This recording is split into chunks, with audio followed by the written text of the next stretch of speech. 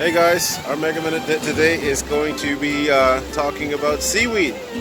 Now, seaweed is considered macro algae, sorry, and of course we know marine vegetation is very important. It produces over 70% of the oxygen that's consumed on the planet.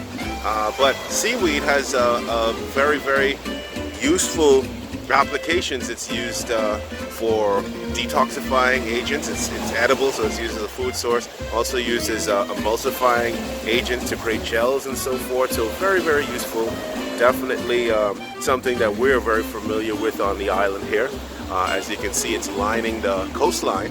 And it's a food source for marine life as well too, basically establishing the food chain. Okay, everything else basically grows from the micro and macro algae. Okay, so again, being considered a macro algae, it's a little bigger than those smaller phytoplanktons that we know are very important source for producing oxygen, but these bigger versions are, I would say, equally as important in other ramifications. So see you next time.